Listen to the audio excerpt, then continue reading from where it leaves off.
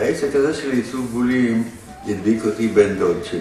כל אחד הביא לי מחברת ומעטפה עם בולים, ואומר, זהו, מפה תמשיך לבד, תחפש בולים. הייתי בן 7. הייתי אז בבוקרשט ברומניה. אני אחרי שהתחתנתי, התחלתי לסדר את הבולים. בהתחלה לא היה לי מושג איך לסדר. היו פה אספנים במשק, היה חיים ליאני וגרה זיבנר, שהם היו אספני בולים, ואמרו לי, תרכוש לך קטלוג. כשאני התחלתי לסדר, מה זה נקרא לסדר? התחלתי לצייר אותו, לצייר את המסגרות של הבולים.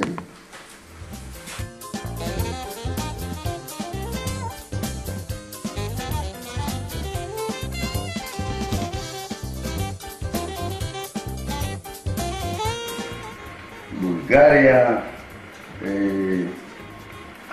בלגיה, יוגוסלביה, הונגריה, והונגריה.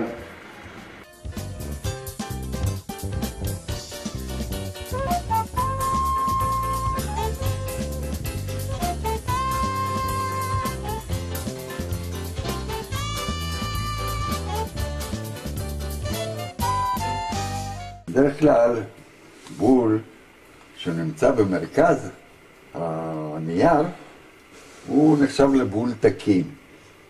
אלו דברים ספיישלים, בולים מיוחדים. האוסף הזה זה השקעה של זמן ואיך אומרים, חיבה של הרבה שנים.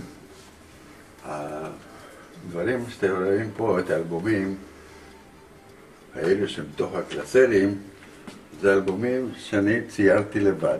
בקום המדינה. לא היה כתוב עליהם מישראל, היה כתוב עליהם עדיין דואר עברי. הדואר עברי, שיצאו, מאוד רציתי את הבולים הגדולים, של 250 אגורות, חצי לירה ולירה. אז הלכתי לאמא המאמצת, וביקשתי ממנה לירה. היא פתחה את העיניים ואמרה, בשביל מה אתה צריך לירה? אז אמרתי לה, אני רוצה לקנות בדואר אצל אשכנזי את הבול של הלירה. זאת אומרת, השתגעת? מאיפה אני אקח לך לירה? אני השתוממתי, ראיתי מה זה לירה.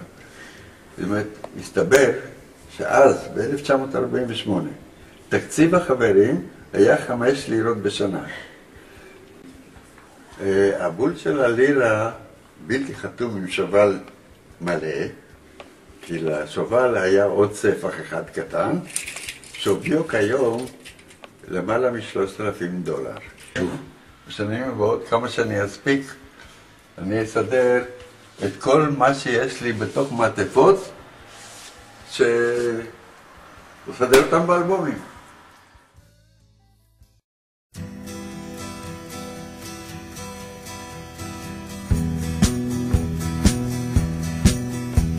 חשבנו מה כדאי לשיר ביחד עם קהל, מה שהוא לא מסובך אולי אפילו קל. חרשנו 1000 מנגינות ו1000 המנונים. לפני 10 שנים התחלתי לעבוד בפלבם, בתקופה שנחם היה מנהל, והיה פה פינה נטושה שברשותו התחלתי לטפל בה, והכל התחיל מקקטוס אחד קטן שהבאתי מאמא שלי, והקקטוסים זה הולך ביחד עם אבנים. אז כל פעם שהייתי נוסע עם קטומטו, למשל לגליל, הייתי מביא אבן. ואחרי זה הבאתי מאזור השרון אבני קורקר. ובהמשך יש לי אבנים שהבאתי מאזור דימונה, אבני צור. ועוד אבנים בירושלים. ולאט לאט כל פעם אספתי קקטוסים ואבנים. קקטוסים ואבנים. יש לי פה למשל אבני בזלת מרמת הגולן. הייתי נוסע עם הטנדר של פלבם, מעמיס את הטנדר עם סחורה לשם, בדרך חזרה באבנים. ובסוף מצאנו מנגינה, אין לנו מילים.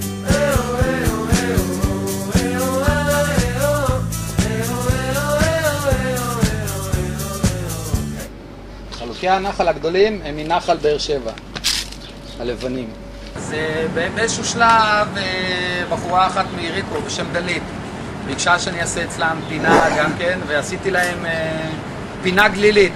יש פה אבנים, זה טבע ודומם וחי וצומח, אנשים פה נהנים לעשן סיגריות, היא פינה נוחה, לא צריך להשקות, אתה שם את הקקטוס, זה גדל.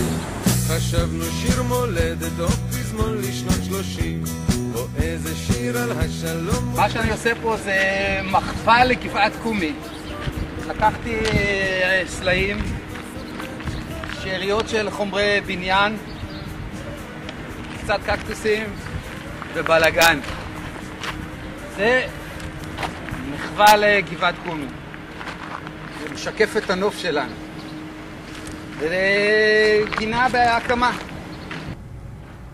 כ-23 שנה, כשנולד הבן שלי יובל, הייתה לי הערה, התגלות, לכאורה. הבנתי שקיבוצניק במהלך ימיו עובר לפחות איזה 5-6 פעמים דירה. אז הבנתי שאין לי מה להשקיע בגינה, אז התחלתי להשקיע בעציצים. ואחרי הקקטוס הראשון שאמא שלי נתנה והרגתי אותו, אז היא נתנה לי עוד אחד, ומאז התחלתי לצבור, וכרגע יש לי איזה 50 סוגים של מינים של קקטוסים, וכן ירבו. ובמהלך השנים אתה הורג, מקבל, כל יום הולדת אני אומר להם, תביאו לי, במקום חולצות, בגדים, תביאו לי קקטוס למשפחה שלי.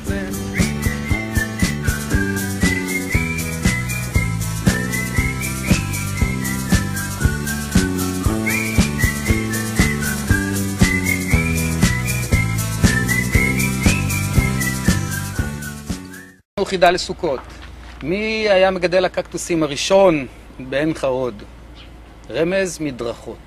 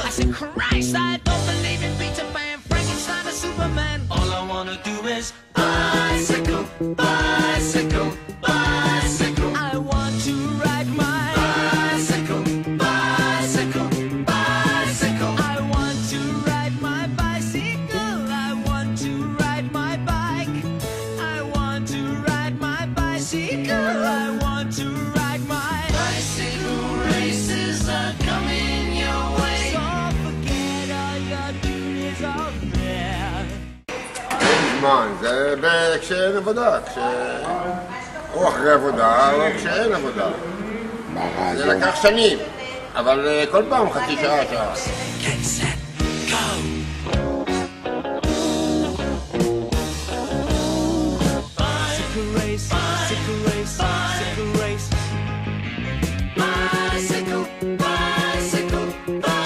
אמרו לי שיש תחרות בטכניון על יו-יואים, ואז אני התעניינתי והתברר שזה מתאים לי להשתתף בזה. התחרות הייתה, התנאים היו כאלה, לבנות יו-יו שזורקים אותו עם חבל ב-20 מטר גובה, שזורקים אותו מ-30 מטר, והוא, מי שעולה הכי גבוה בחזרה, מקבל ניקוד גבוה, ואם הוא עובר, כמה פעמים הוא עובר את ה5 מטר. יש לי רוח ספורטיבית, אמרתי, נשתתף, לבנות יו-יו אני יודע, נשתתף, ואני לא מאמין שאני אזכה, אבל נשתתף. הנכדה שלי לומדת פיזיקה בכיתה י', ואז היא נרשמה בתור המשתתפת, והצוות היה אני ושני הבנים שלי. לקחתי חומר מבליגן, את הקשתות האלה, את הצינורות האלה, עשיתי 2 דיקטים כדי שיהיו מובילים לחבל, וחבל הם סיפקו בטכניון, ולקחנו את זה, עשינו ניסיונות מהסם, כמה ניסיונות, ראינו שזה עובד לא רע, והלכנו להתחרות.